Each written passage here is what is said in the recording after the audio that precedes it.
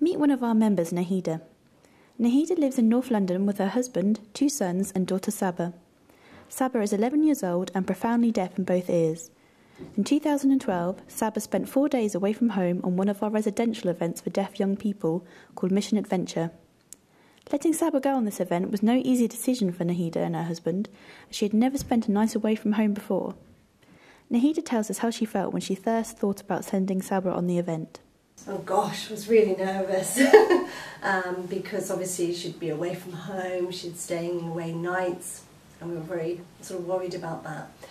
One, because she was a BSL user and it would be her first time away from us, her family, and second, because she comes from quite a strict Muslim background, and so we were a bit worried about that whole sort of cultural idea of her staying away. However, meeting our event organiser Beth made Nahida feel a bit more confident about sending Saba on the event. So she gave us her phone number, her work phone number and her email address, and she said to us, if you have any concerns, any questions, then please don't hesitate to ask me or let me know. And secondly, what she did was when we specified that Saba follows a specific diet, a halal diet, and plus she's quite a fussy eater, Beth was really good about that. She said, why don't you send me across a list of what she can and cannot eat, and so we'll make sure that we can accommodate it at the event. We had a chat with the caterers. They were able to obviously provide halal food, and then our staff and volunteers monitor all the children that have any kind of special diet and make sure that they're eating the right foods. My husband was particularly concerned about the sleeping arrangements and boys and girls and how they would be accommodated together, and so Beth had a chat with him, so that helped as well. We always make sure that there's quite a separate split of boys and girls. It depends on the venue. At this venue we were in a lodge and there were 2 corridors of bedrooms which had kind of a foyer in between the two, so one corridor was for boys and one corridor was for girls, and they're out of bounds to each other. When we arrived at the event, we arrived on time and everything, but we didn't feel rushed at all to just drop our daughter off and go. And that was really reassuring, that we were able to hang about for a sort of an hour or so, and we sort of spied on what the first activity was, and we watched the staff in action with the children, and just watching the dynamics and how everybody was interacting meant that we went away reassured that our daughter was in there and she was enjoying herself, and the staff knew what they were doing. Also, it really helped that we were able to go into Saba's room. She was sleeping with 3 other girls. So it was really helpful to see the other girls and help Saba set up her bedroom, and knowing that you had left your daughter, you have that picture in your mind of how and where you've left your daughter, and that feels a lot more comfortable. And it meant when we left, Saba wasn't nervous because she felt she'd had that time to just settle. We give a mobile number to parents, so if they want to ring us and just check how their child's getting on. I can't remember if Nahida actually rang us or not. Normally the project leader has the phone with them, and then we'll talk to any parents. I know we often get calls from parents and we're happy to have a chat with them and just reassure them that their child's home. Equally, if we've got any questions or concerns, we'll ring home and just double check with them. And if their child wants to ring home, then that's fine. They can bring their phones with them. We keep them safe, but they can have them back if they want to contact home, either by text or phone. You just need to know your daughter's safe, your daughter's happy, and there's nothing going on there that you need to be concerned about. And that's really nice just to have that contact, which we were allowed to have.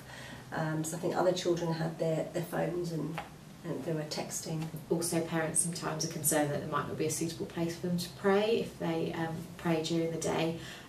We can arrange for there to be a quiet room for them to do that, and also then remind children if we need to of what times they need to pray.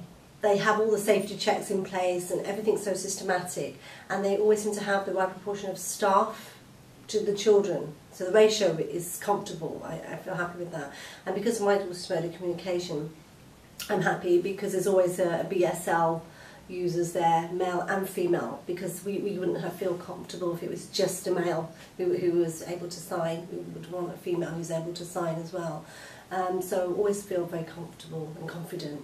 So it was a mission adventure, so we did lots of different outdoor activities, things like climbing, raft building, canoeing, They also did lots of kind of activities just with our group, things, just games outside, rounders. We had lots of arts and crafts things as well to do, just kind of in the free time, but lots of outdoor activities.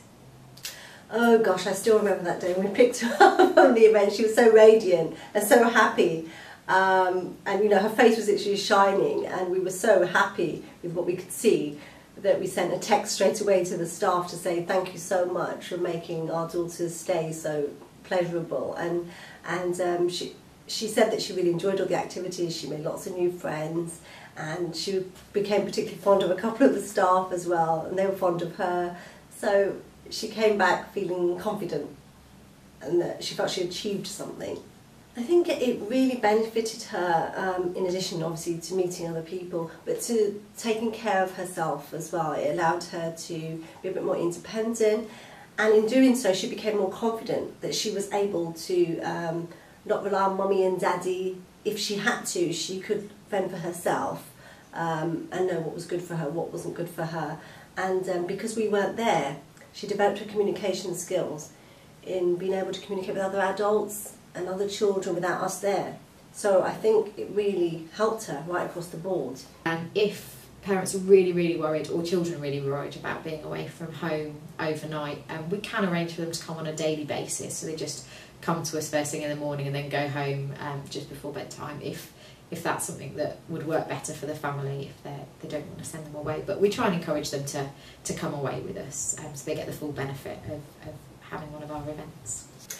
I would definitely recommend to other parents that if they're thinking of sending their child on a trip that's residential, for example, and if their child really wants to go, they shouldn't just say no. They should definitely go and talk to the NDCS officer involved in the event and have a chat with them, because it's really amazing how accommodating they are.